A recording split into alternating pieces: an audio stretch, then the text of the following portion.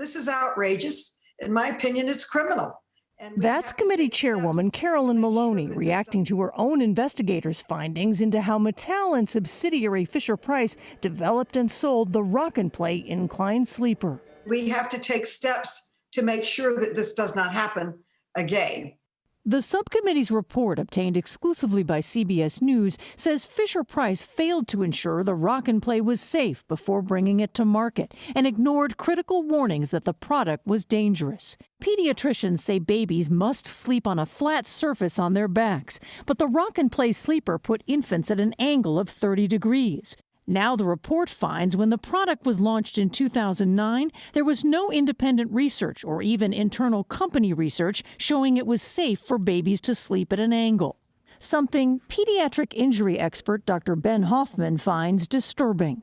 The fact that there was no due diligence done in talking to experts, to even understanding what safe sleep was and how the incline sleeper product operated completely counter to what we know safe sleep to be.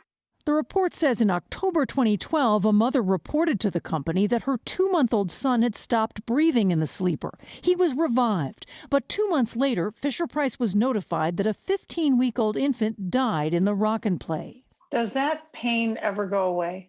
No.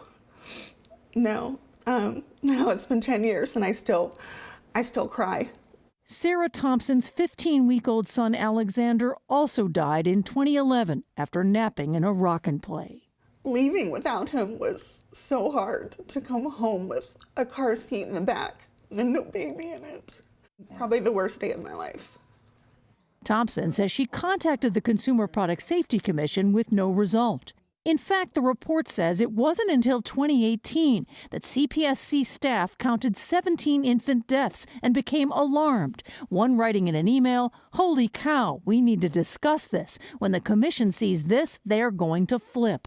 But the voluntary recall of the Rock and Play did not happen until a little over a year later because of what investigators call grave flaws in the U.S. consumer product safety system, in which manufacturers are largely left to police themselves.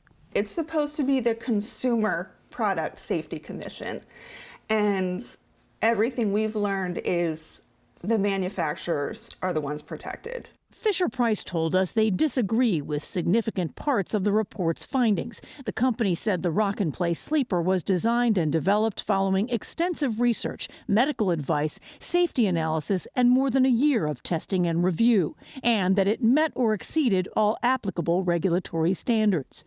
But Chairwoman Maloney says, we have to hold corporations responsible. We have to put people over profits.